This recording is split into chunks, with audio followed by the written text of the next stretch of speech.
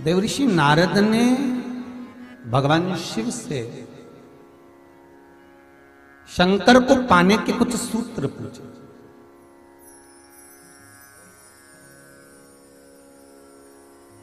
पांच कारण हैं जिससे शंकर हमें प्राप्त हो सकते हैं अंतिम क्षण में।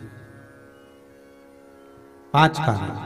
पहला, अगर आप शंकर के मंदिर में जाकर एक लोटा पानी चढ़ा रहे हैं तो शिव की कृपा आज नहीं तो कल, कल नहीं तो परसों, कभी मेरे बाबा की कृपा आप पर बनेगी जरूर। ये शंकर के ही शब्द देवऋषि नारद को है।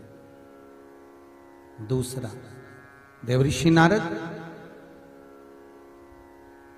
जो मनुष्य मस्तक पर त्रिपुंड धारण करता है, मस्तक पर त्रिपुंड लगाता है, शिव कहते हैं उसको मृत्यु के पश्चात भटकना नहीं पड़ता।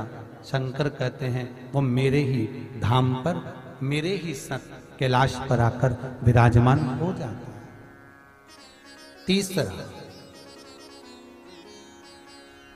शिव मंदिर के नजदीक में, शंकर के पास में जो बेलपत्र का वृक्ष रोपित करता है, बेलपत्र का या शमी का वृक्ष जो लगा देता है और वो बेलपत्र शिव को समर्पित होती रहती है, जब तक वो बेलपत्री का वृक्ष लगा हुआ है और उसकी बेलपत्र शंकर को जब तक चढ़ रही है, उसके वंश का कभी नाश नहीं होता है।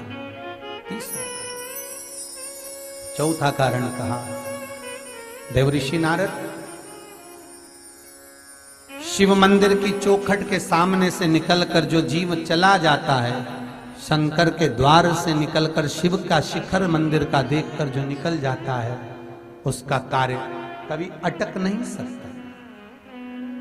और पांचवा कारण शंकर के स्मरण का स्वयं शिव देवऋषि नारद से कह रहे हैं। नारद, मृत्यु का भय होने पर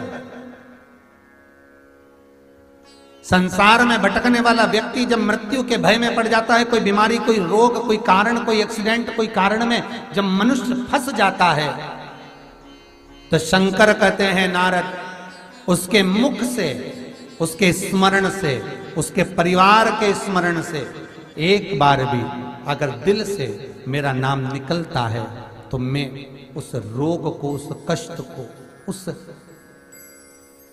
दुख को अपना जानकर उस कष्ट से निवारण कर दे। इसलिए हमारे यहाँ अगर किसी का एक्सीडेंट हो गया, कोई रोग हो गया, कोई बीमारी हो गई, कोई दुख आ गया, तो हमारे यहाँ तुरंत ब्राह्मण कहते हैं कि महामृत्युंजय का अनुष्ठान कराइए, महामृत्युंजय का जाप कराइए,